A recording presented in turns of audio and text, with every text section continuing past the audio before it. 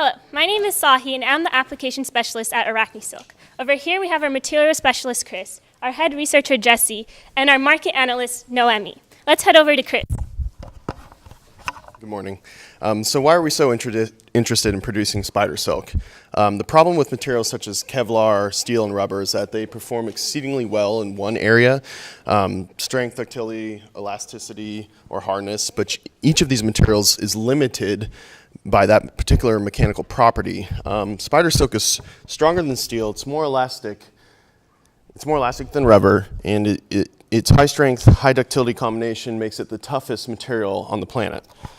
Additionally, the high strength weight ratio and the ability to stretch up to 40% beyond its original length makes it an excellent candidate for seemingly limitless commercial applications. Our innovative production facility is designed to produce spider silk with customized mechanical properties that are tailored to our clients' needs. And our head researcher, Jesse, is here to tell you more about the production. Thank you. So how are we going to produce these proteins? We're going to genetically engineer a type of yeast called Pichia pastoris. First, we're going to put our gene MASP into the PPI-C9 vector, and we're going to introduce this into the yeast using electroporation. We need two different strains of yeast because we don't want these two proteins to coagulate together before we want it to. So we grow it in these tanks and then filter it through using membrane filtration because these proteins are being secreted. And we put it together through the extrusion tube where we change the conditions necessary to make the proteins coagulate. We're going to change the pH, water, salts. And so at the end of the extrusion tube, we're going to pull out the thread where the proteins will lock together in a crystalline fashion. And we can also alter how big we want the pore to be, and we can also weave the fibers together to form different forms of Arachnisilk. Let's give it to Sagi. So you might be wondering who our competitors are. Currently, there are 3 companies we should look out for. The first is Fiber, located in Japan.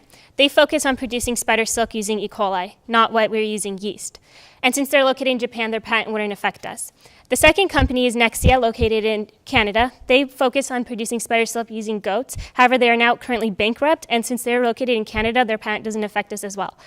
The third is Utah State University, that is focusing on also trying to produce spider silk and researching on it. However, they're not using yeast as well, and their patent does not affect us as well. They're using E. coli. So it's important to realize that we should patent our product because it's such a novelty. Our first claim is going to focus on a transgenic yeast cell containing MASP1 and MASP2 DNA sequences that produce spideron. Our second claim is the method of converting the spideron from claim 1 into spider silk. You might wonder about the costs. It's going to cost approximately $5,800 just to produce and purify our yeast, about $1,000 to maintain the sugars, pH, temperatures, and nutrients. This accounts for $6,800 to grow 1 kilogram of silk, which is 2.2 pounds. This might seem like it's a little for the amount of money we put in. However, it's enough to go around the world about 6 times, which is astonishing. Here at Arachnisilk, we believe that sutures are the future. Currently, silkworm silk is used as a suture product. It biodegrades in the human body in less than 2 years, and it has a strength of about 600 MPa. Yet it cannot be altered.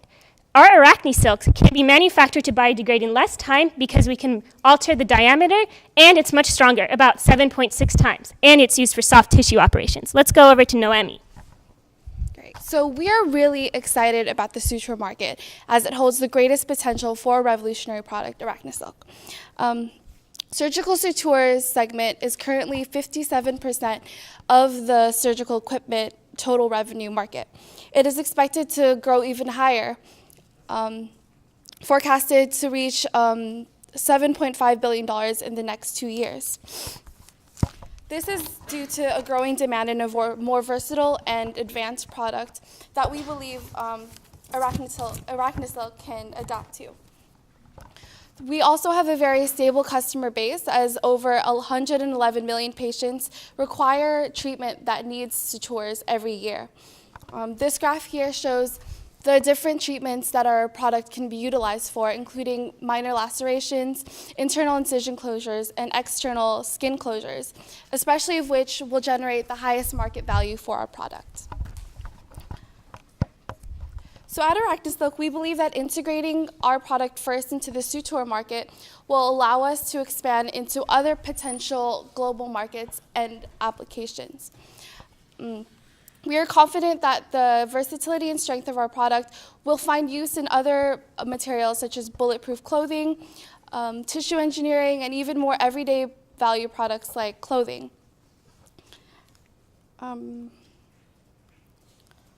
Once we are able to introduce the Arachnisilk into the suture market, we know that we can find other markets that will also find value in the strength of our product.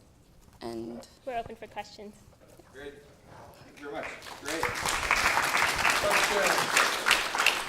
All the way on the side there.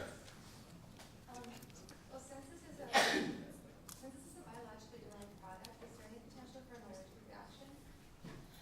There is potential for allergic reaction like you might think, but actually currently there is also allergic reaction with the silkworm that's currently used, and these allergic reaction can be minimized if you can alter the protein sequence, which is not too hard to do. So there are ways to prevent allergic reaction, even though it's really hard to say that it's completely eliminated since all, things that's used have some sort of allergic reaction. Sounds great.